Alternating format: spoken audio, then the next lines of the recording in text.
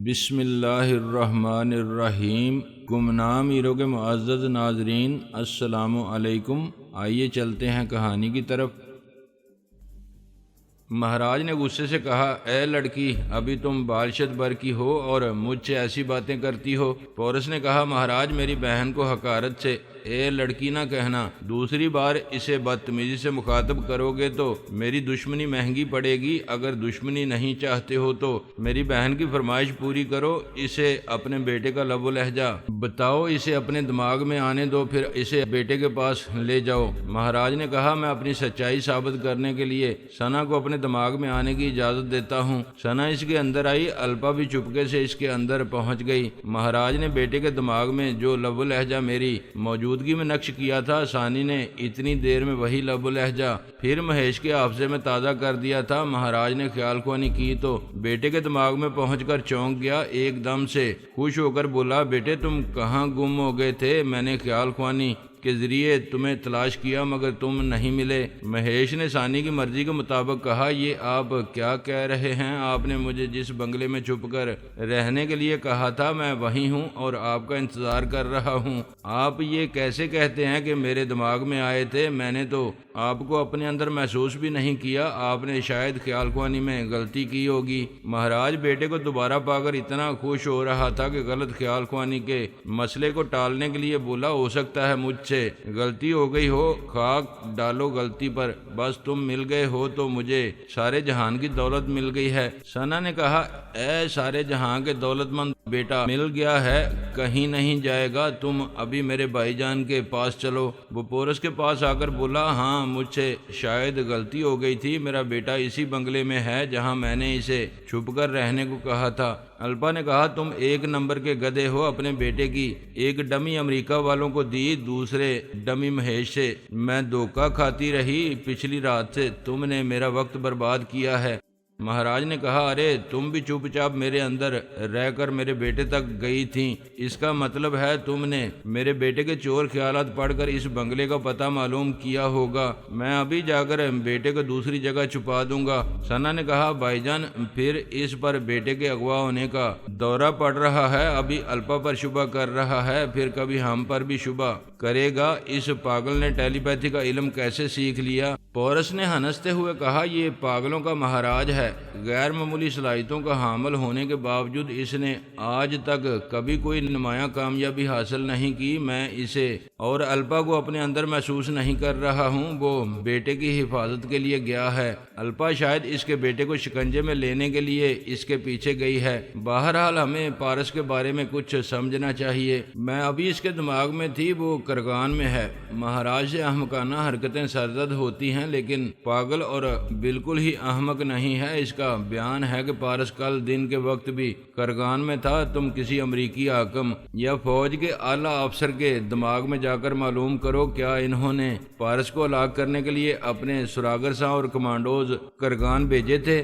ثنا خیال خوانی کی پرواز کرتی ہوئی چلی گئی۔ تقریباً 15 منٹ کے بعد آ کر بولی، مہاراج کا بیان درست ہے، پارس کل سے کرغان میں ہے، اس نے دن کے وقت 11 امریکی سراغرسانوں اور کرائے کے قاتلوں کو ہلاک کیا جو کمانڈوز طیاروں کی پرواز کے دوران میں ہلاک ہوئے۔ ان کے متعلق امریکی اکابرین کو یقین ہے کہ ان تمام کمانڈوز کو مہاراج نے ٹیلی پیتھی کے ذریعے ختم کیا ہے۔ پارس پر شبہ نہیں کیا جا سکتا، وہ ٹیلی پیتھی نہیں جانتا ہے۔ پورس نے کہا، ہم کل سے پارس کی چال بازیاں دیکھ رہے ہیں، اس نے بینک کے لاکرز سے غیر معمولی ادویات کے فارمولے جس طرح نکلوائے، اس میں کامیابی کے لیے ٹیلی پیتھی لازمی تھی۔ بے شک وہ ٹیلی پیتھی نہیں جانتا، لیکن مجھے شبہ ہے کہ ثانی جانتی ہے یا بابا صاحب کے ادارے کا کوئی خیال خوانی کرنے والا پارس اور ثانی کی پشت پر ہے۔ زہریلی ناصرہ نے غصے اور نفرت سے کہا، پارس نے ہمیں بہت نقصان پہنچایا ہے، غیر معمولی دعاؤں کے نسخے بہت اہم تھے، ہم وہ دعائیں تیار کرنے کے بعد دشمنوں کے مقابلے میں بڑی کامیابیاں حاصل کر سکتے تھے، لیکن اس شیطان کے بچے نے ہم سے سب کچھ چھین لیا ہے۔ پورس نے اس کے شانے پر ہاتھ رکھ کر مسکراتے ہوئے کہا، ناکامیوں پر کبھی جھنجھلایا نہ کرو، میری طرح مسکرایا کرو۔ میں نے تمہیں پچھلے کئی واقعات ایسے بتائے ہیں جن میں پارس پر غالب آتا رہا، ہم دونوں کے درمیان یہی ہو رہا ہے، کبھی وہ بازی لے جاتا ہے اور کبھی میں، لیکن اس بار تو ہم نے بہت بڑی بڑی بازی ہاری ہے۔ کیا دماغ گرم رکھنے سے ہاری ہوئی بازی جیتی جا سکتی ہے؟ ذرا صبر کرو، اس بات کا یقین کرنے دو کہ پارس کرغان میں نہیں، یہیں ممبئی میں ہے، اور اس نے غیر معمولی دعاؤں کے نسخے ابھی تک بابا صاحب کے ادارے میں نہیں پہنچائے ہیں۔ اگر وہ یہاں ہیں تو پھر میں ہر حال میں وہ نسخے اس سے چھین لاؤں گا۔ ہم اس کا پتہ ٹھکانہ نہیں جانتے ہیں، تم اس کے سائے تک بھی کیسے پہنچ پاؤ گے؟ وہ بولا، ناصرہ، ہم دونوں دشمنوں میں ایک خوبی مشترکہ ہے، اور وہ یہ کہ ہم اعلیٰ ظرف ہیں۔ ہم میں سے کوئی بازی ہار جائے تو ہم ایک دوسرے کو ہاری ہوئی بازی جیتنے کا ایک موقع دیتے ہیں۔ تم دیکھ لینا، پارس کسی نہ کسی بہانے مجھے ان نسخوں کو حاصل کرنے کا موقع ضرور دے گا۔ ثنا نے کہا، بھائی جان، آپ دونوں کے درمیان یہ کیسی دشمنی ہے؟ دشمن کو تو پوری طرح کچلنے کی کوششیں کی جاتی ہیں تاکہ وہ آئندہ سر نہ اٹھا سکے، مگر ہم جوابی حملے کرنے کا موقع دے کر اپنی ذہانت، حاضر دماغی اور حکمت عملی کی گویا مشقیں کرتے ہیں۔ جب تک ہم یہ ثابت نہیں کریں گے کہ ہم میں سے کون شیر پر سوا شیر ہے، تب تک ہمارے درمیان دوستی نما دشمنی جاری رہے گی۔ دوسرے کمرے میں فون کی گھنٹی سنائی دی۔ وہاں ثنا کا باپ جلال پاشا لیٹا ہوا تھا۔ وہ ایک گولی سے زخمی ہوا تھا، اب وہ زخم بھر رہا تھا۔ اسے امید تھی کہ آج کل میں وہ بھی خیال خوانی کے قابل ہو جائے گا۔ اس نے ریسیور اٹھا کر سنا، پھر پورس کو آواز دی، بیٹے تمہارا فون ہے، کوئی خاتون تم سے گفتگو کرنا چاہتی ہیں۔ پورس نے چونک کر ذرا پریشان ہو کر ناصرہ اور ثنا کو دیکھا، پھر کہا، کسی کو یہ کیسے معلوم ہوا کہ میں اس بنگلے میں رہتا ہوں؟ وہ سوچتا ہوا جلال پاشا کے کمرے میں آیا۔ ناصرہ اور ثنا بھی اس کے ساتھ آئیں۔ اس نے ریسیور لے کر اس کے ماؤتھ پیس پر ہاتھ رکھ کر کہا، ثنا میرے اندر رہو، دوسری طرف سے جو بھی بول رہی ہو اس کی آواز سنتے ہی اس کے دماغ میں پہنچ کر اس کے چور خیالات پڑھو۔ اس نے یہ ہدایت دے کر ماؤتھ پیس پر سے ہاتھ اٹھا کر پوچھا، ہیلو، آپ کون ہیں؟ دوسری طرف سے ثانی نے کہا، کسی کو میرے دماغ میں آنے کے لیے نہ کہو، اسے ناکامی ہوگی۔ کیا مجھے آواز سے پہچانتے ہو؟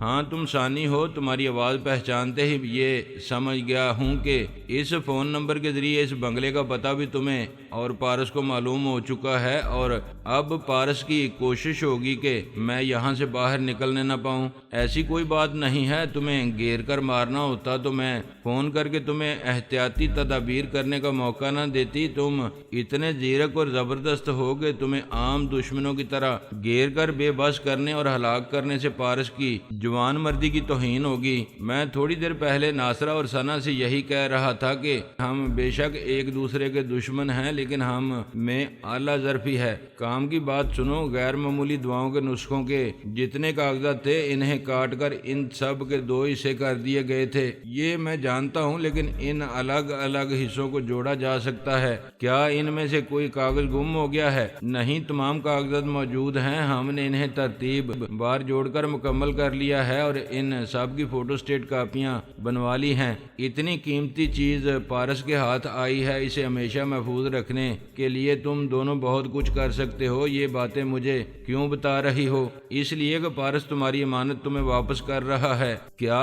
پورس نے چونک کر بے یقینی سے پوچھا، تم یہ کہنا چاہتی ہو کہ جن غیر معمولی دعاؤں کے نسخوں کو حاصل کرنے کے لیے پارس نے اتنی محنت کی، انہیں حاصل کرنے کے بعد مجھے واپس کرنا چاہتا ہے؟ چاہتا ہے نہیں، واپس کر چکا ہے۔ وہ تمام نسخے تمہارے پاس پہنچ چکے ہیں۔ پورس نے ہنستے ہوئے کہا، اب سمجھا، ان کی فوٹو سٹیٹ کاپیاں میرے پاس بھیجی گئی ہیں۔ ان نسخوں میں جو معمولی سی تبدیلیاں کی گئی ہوں گی وہ کسی ماہر تجربے کار ڈاکٹر کی سمجھ میں نہیں آئیں گی۔ میں ان فوٹو سٹیٹ کاپیوں کے ذریعے دوائیں بنانے میں وقت اور دولت صرف کرتا رہوں گا اور ناکام ہوتا رہوں گا۔ پورس، تم اصلی نسخوں کو یقیناً اچھی طرح پہچانتے ہوگے۔ بے شک میرے آن جہانی استاد نے مجھ سے لکھوایا تھا، وہ نسخے میری اپنی تحریر میں ہیں۔ اس میں جو بھی تبدیلی کی جائے گی فوراً پکڑی جائے گی۔ ان نسخوں کو ایسی روشنائی سے لکھا گیا ہے جسے کسی بھی تدبیر سے نہ مٹایا جا سکتا ہے، اور نہ ہی دوبارہ ویسی ہی روشنائی تیار کر کے اس میں ایک نقطے کا بھی ہیر پھیر کیا جا سکتا ہے۔ تو پھر مبارک ہو، تمہاری اپنی تحریر اور غیر معمولی روشنائی والے نسخے تمہیں واپس کر دیے گئے ہیں۔ انکل، جلال پاشا کے تکیے کو اٹھا کر دیکھو، وہاں ان نسخوں کا بڑا سا لفافہ ملے گا۔ پورس نے ریسیور کو ایک طرف رکھ کر جلال پاشا کے تکیے کے نیچے ایک بڑے سے لفافے کو دیکھا۔ اسے جلدی سے کھول کر کاغذات نکالے، پھر ایک ایک کاغذ کو دیکھتے ہوئے کہنے لگا واقعی یہ اصلی نسخے ہیں، یہ میرے اپنے ہاتھوں کی تحریر ہے، تحریر کی نقالی بھی ہو سکتی ہے، لیکن جس کیمیکل سے یہ روشنائی تیار کی گئی ہے اس کا فارمولا کوئی نہیں جانتا ہے، کاغذ بھی وہی 6 برس پرانا ہے۔ وہ ایک ایک کاغذ کو دیکھ کر تسلیم کر رہا تھا کہ پارس نے تمام نسخے واپس کرنے میں کوئی فراڈ نہیں کیا ہے۔ اس نے ریسیور اٹھا کر کان سے لگا کر کہا ثانی تم موجود ہو؟ ہاں بولو، سن رہی ہوں۔ کیا وہ تمہارے اپنے لکھے ہوئے اصلی نسخے نہیں ہیں؟ بے شک ہیں، کسی بھی شبے کی گنجائش نہیں ہے، لیکن میں پارس سے بات کرنا اور پوچھنا چاہوں گا کہ یہ نسخے واپس کر کے وہ کیسی چال چل رہا ہے۔ پارس کرغان میں ہے، اس لیے میں بات کر رہی ہوں، تمہارے ہر سوال کا جواب دوں گی۔ پورس نے پوچھا کیا وہ ان نسخوں کو اپنے لیے غیر اہم سمجھتا ہے؟ ہرگز نہیں، یہ بہت اہم ہیں، ہم نے ان سب کی فوٹو سٹیٹ کاپیاں رکھی ہیں، اصل نسخے اس لیے تمہیں دیے گئے ہیں کہ تم ہماری اس مہربانی کو فراڈ نہ سمجھو۔ اس مہربانی کے پیچھے ارادے کیا ہیں؟ وہی جو ہمیشہ سے رہے ہیں، کبھی تم اسے ہاری ہوئی بازی جیتنے کا موقع دیتے ہو، کبھی وہ تمہیں یہ موقع دیتا ہے۔ ایک بار ہار چکے ہو، دوسری بار تمہیں جیتنے کا موقع دیا جا رہا ہے۔ اس بار چیلنج ہے کہ پارس اصل نسخوں کی موجودگی کے باوجود تمہیں ایک بھی غیر معمولی دعا تیار نہیں کرنے دے گا۔ تم دنیا کی جس لیبارٹری میں جاؤ گے، پتال میں اور سمندر کی تہہ میں بھی جاؤ گے تو وہاں کوئی دعا تیار نہیں کر سکو گے۔ پورس نے مسکرا کر کہا تمہارا شوہر مرد کا بچہ ہے، لیکن کچھ زیادہ ہی خوش فہمی میں مبتلا ہو گیا ہے۔ پچھلی بار میں ٹیلی پیتھی کو ختم کرنے والی دعائیں بنا چکا تھا، لیکن اس نے تمام دعائیں چرا لی تھیں اور اس دعا کے فارمولے میں تبدیلی کر دی تھی۔ وہ سمجھتا ہے کہ آئندہ بھی ایسا کر سکے گا۔ ٹھیک ہے، میں چیلنج قبول کر رہا ہوں، یہ بہت بڑا چیلنج ہے، لہٰذا میں کچھ زیادہ وقت لوں گا، تقریباً 6 ماہ میں یہ تمام دعائیں تیار کر لوں گا اور انہیں سب سے پہلے پارس پر آزماؤں گا۔ ثانی نے کہا ایک اور بات، انکل جلال پاشا کے زخم بھر رہے ہیں، اس لیے جب تک یہ خیال خوانی کے قابل نہیں ہوں گے تم میں سے کسی کو نقصان نہیں پہنچایا جائے گا۔ آگے تمہاری مرضی، یہاں رہو یا کہیں جا کر چھپ جاؤ، دیٹس آل۔ ثانی نے فون بند کر دیا۔ وہ خیال خوانی کے ذریعے جلال پاشا کے اندر رہ کر انہیں دیکھنے لگی۔ پارس نے اسے اپنی آغوش میں کھینچ کر پوچھا کیا فون پر بولنا کافی نہیں تھا؟ تم خیال خوانی کرو گی اور میں تمہارا منہ تکتا رہوں گا؟ وہ اس کے بازوؤں میں کسمسا کر بولی یہ تو معلوم کرنے دو کہ پورس وہ جگہ چھوڑنے والا ہے یا نہیں، وہ ابھی وہاں سے نکل بھاگے گا۔ کیا تم یہ کہنا چاہتے ہو کہ ناصرہ، ثنا اور جلال پاشا کو وہیں چھوڑ دے گا؟ وہ احمق نہیں ہے، ناصرہ، ثنا اور پاشا تینوں اس کے لیے اہم ہیں، وہ سب کو ساتھ لے جائے گا۔ کیا اسے یہ اندیشہ نہیں رہے گا کہ تمہاری کوئی خیال خوانی کرنے والی ہستی پاشا کے دماغ میں چھپ کر رہے گی، اس کی دوسری پناہ گاہ کا پتہ بھی معلوم کر لے گی؟ میں پارس ہوں، وہ پورس ہے، ہم اکثر ایک جیسی چالیں چلتے ہیں۔ اتنی سی بات سمجھ میں آنی چاہیے کہ پورس موجودہ بنگلے سے نکلنے سے پہلے جلال پاشا کی آنکھوں پر پٹی باندھے رکھے گا، اس کے دونوں ہاتھ پیچھے باندھے گا تاکہ اس کے دماغ میں رہ کر اسے آنکھوں سے پٹی ہٹانے پر مجبور نہ کیا جائے۔ میں مانتی ہوں تم دونوں ایک دوسرے کا جواب ہو، مجھے تو چھوڑو، میں جواب ہوں، تم لاجواب ہو، یعنی نہیں چھوڑو گے۔ جو پکڑ کے چھوڑتا ہے وہ کھوتا ہے، اردو اور پنجابی دونوں میں کھوتا ہے۔ وہ ہنستی ہوئی اس کے چٹان جیسے سینے میں منہ چھپانے لگی۔ میں پچھلی رات اس 2 منزلہ عمارت میں داخل ہوا تھا، میں نے جنریٹر کو بند کر کے عمارت کے اندر اور باہر تاریکی پھیلا دی تھی۔ رومی بریٹن بری طرح سہمی ہوئی تھی اور پیری بریٹن تہہ خانے میں چھپا ہوا تھا۔ جنریٹر کے بند ہو جانے کے باعث وہ خفیہ کیمروں کے ذریعے مانیٹر پر مجھے نہیں دیکھ سکتا تھا۔ وہ امریکہ جیسے سپر پاور سے امداد حاصل کر کے بھی اپنے آزادی کی تدبیر نہیں کر پایا تھا۔ اب دوسرے دن کے 11 بج رہے تھے۔ وہ پچھلی رات سے تہہ خانے میں بھوکا پیاسا کبھی اٹھ رہا تھا، کبھی لیٹ رہا تھا اور بار بار امریکی اکابرین سے غصے سے کہہ رہا تھا تم لوگ کیسے سپر پاور کہلاتے ہو؟ میرے گھر میں صرف ایک شخص گھس آیا ہے اور اسے یہاں سے نکالنے یا ہلاک کرنے میں ناکام ہو رہے ہو۔ دوسری طرف سے ایک آرمی افیسر نے کہا ذرا صبر کرو، ہمیں یہ معلوم ہو چکا ہے ہمارے جتنے مسلح افراد تمہاری مدد کے لیے گئے تھے انہیں ٹیلی پیتھی کے ذریعے ہلاک کیا گیا ہے۔ اب تمہاری حفاظت کی ذمہ داری، میں یوگا کا ماہر ہوں، کوئی میرے دماغ میں پہنچ کر معلوم نہیں کر سکے گا کہ ہمارے کمانڈوز کس طرح چھپ کر اب وہاں پہنچنے والے ہیں۔ مجھے تو معلوم ہونا چاہیے کہ وہ کب پہنچ رہے ہیں۔ بھوک سے میری حالت خراب ہے، اتنی سردی میں پینے کے لیے ایک گھونٹ کافی بھی نہیں ہے۔ میری وائف اتنی سہمی ہوئی ہے کہ خوف کے مارے کچن میں نہیں جا رہی ہے۔ ارے کمانڈوز کے پہنچنے تک وہ بھی بھوکی پیاسی مر جائے گی۔ مسٹر بریٹن، برداشت تو کرنا ہی ہوگا۔ ہمارے اندازے کے مطابق وہ کمانڈوز 3 گھنٹے تک پہنچ جائیں گے۔ میں نہیں جانتا تھا کہ پیری بریٹن تہہ خانے میں رہ کر آرمی آفیسر سے کیا باتیں کر رہا ہے۔ مجھے رومی بریٹن پر ترس آ رہا تھا۔ وہ بیچاری بھوک اور خوف سے مر رہی تھی، اپنے بیڈ روم میں کمبلوں کے اندر چھپی ہوئی تھی۔ میں نے خیال کھونے کے ذریعے کہا، ہیلو مسز بریٹن، میں صرف تمہارے مکان میں ہی نہیں تمہارے دماغ میں بھی چھپا ہوا ہوں۔ وہ خوف سے کانپتے ہوئے رونے لگی۔ میں نے کہا، رونے سے مصیبت نہیں ٹلتی، رونا بند کرو اور میری باتوں کا جواب دو۔ مرنا چاہتی ہو یا زندہ رہنا؟ مجھے موت سے ڈر لگتا ہے۔ کیا زندہ رہنے کے لیے مجھ سے دوستی کرو گی؟ وہ ہاں کے انداز میں جلدی جلدی سر ہلانے لگی۔ میں نے کہا، تو پھر اپنے پستول کے میگزین سے تمام گولیاں نکال دو، میں تمہارے لیے گرما گرم کھانا لا رہا ہوں۔ اس نے فوراً ہی کمبل سے دونوں ہاتھ نکال کر پستول کو خالی کرتے ہوئے فضا میں ہاتھ بلند کرتے ہوئے کہا، یہ دیکھو، میں نے اسے خالی کر دیا ہے اور اسے پھینک رہی ہوں۔ اس نے پستول کو دور فرش پر پھینک دیا۔ میں ایک ٹرے میں کھانا لے کر اس کے بیڈ روم میں آیا۔ وہ سہم کر مجھے دیکھنے لگی۔ میں نے اس کے آگے ٹرے رکھ کر کہا، ڈرو نہیں، فوراً کھاؤ ورنہ یہ ٹھنڈا ہو جائے گا۔ میں گرم کافی لے کر آتا ہوں۔ وہ پچھلی رات سے بھوکی تھی، جلدی جلدی کھانے لگی۔ میں نے کچن میں آ کر 2 مگ کافی تیار کی، پھر اس کے پاس آ گیا۔ وہ میرا شکریہ ادا کرنے لگی۔ میں نے کہا، تم یہ نہیں جانتی ہو کہ پیری بریٹن نے تم پر تنویمی عمل کیا ہوا ہے؟ تمہاری سمجھ میں نہیں آتا ہے کہ تم اس کے ہر حکم کی تعمیل کیوں کرتی ہو؟ تم نے کبھی نہیں پوچھا کہ تہہ خانے کا چور دروازہ کہاں ہے؟ تم یہ بھی شکایت نہیں کرتی ہو کہ وہ تمہیں خطرات میں تنہا چھوڑ کر خود تہہ خانے میں کیوں چھپ جاتا ہے؟ تم درست کہتے ہو، میں ایسی باتیں سوچتی ہوں مگر اس سے کہتی نہیں ہوں۔ پتہ نہیں اس کے سامنے زبان کیوں نہیں کھلتی ہے۔ جب اس نے کافی پی لی تو میں نے کہا، پچھلی رات سے جاگ رہی ہو، تھوڑی دیر کے لیے سو جاؤ۔ وہ آرام سے لیٹ گئی۔ میں نے اس کے دماغ کو تھپک کر سلایا، وہ سو گئی۔ پھر میں اس کے دماغ سے پیری بریٹن کے تنویمی عمل کو مٹانے لگا۔ اس عمل کے دوران میں بتایا کہ وہ سمگلروں کے ایک گروہ میں کام کرتی تھی۔ ایک بار سمگلنگ کا سامان اس 2 منزلہ عمارت کے قریب سے لے جاتے وقت اس کے ساتھی بارودی سرنگوں کے باعث ہلاک ہو گئے۔ پیری بریٹن اسے قیدی بنا کر عمارت کے اندر لے آیا، پھر اس پر تنویمی عمل کر کے اسے اپنا تابعدار بنا لیا۔ میں نے اسے پیری بریٹن کے تنویمی عمل سے نجات دلا کر سونے کے لیے چھوڑ دیا۔ پھر اس کا موبائل فون لے کر پیری بریٹن سے رابطہ کیا۔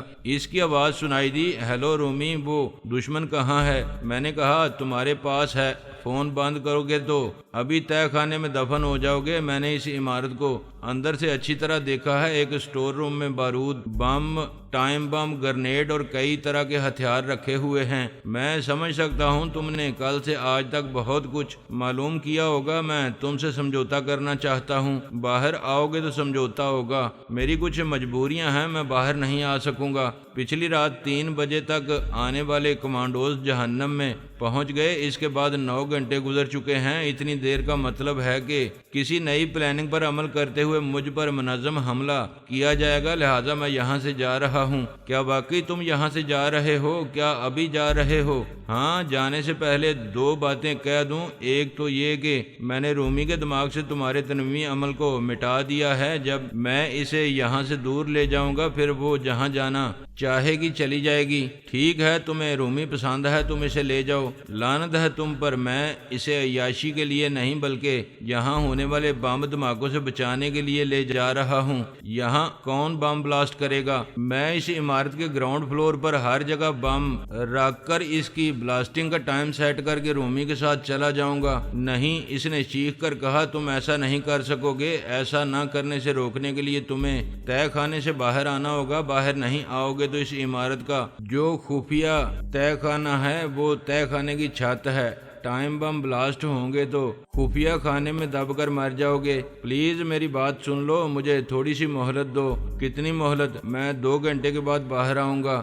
اس کا مطلب ہے 2 گھنٹے کے اندر یہاں پر زبردست حملہ ہونے والا ہے۔ نہیں، تم غلط سمجھ رہے ہو، تم صحیح سمجھا دو۔ کیا تہہ خانے سے باہر آنے میں 2 گھنٹے لگتے ہیں؟ وہ دراصل میں ایک بہت ہی اہم کام میں مصروف ہوں، یہ کام 2 گھنٹے میں مکمل ہو جائے گا۔ تم اپنا کام کرو، میں اپنا کام کر رہا ہوں۔ مجھے فرش پر 10 ٹائم بم سیٹ کرنے میں صرف 15 منٹ لگیں گے۔ اچھا، صرف 1 گھنٹے کی مہلت دے دو۔ میں تم سے باتیں کرتا جا رہا ہوں اور ایک سٹور میں پہنچ کر بم رکھ رہا ہوں۔ ٹھیک 2 منٹ کے بعد تمام بموں کا بلاسٹنگ کا ایک ہی وقت مقرر کر کے یہاں سے چلا جاؤں گا۔ میں کسی جگہ بم نہیں رکھ رہا تھا، صرف دھمکی دے رہا تھا۔ وہ خوفزدہ ہو کر بولا، بم نہ رکھو، میں آ رہا ہوں۔ باہر آنے سے پہلے بتاؤ چور دروازہ کہاں ہے؟ میرے بیڈ روم میں بستر کے نیچے فرش پر ہے۔ ٹھیک ہے، میں تمہارے بیڈ روم میں رہوں گا۔ میں نے فون بند کر دیا، وہ جھوٹ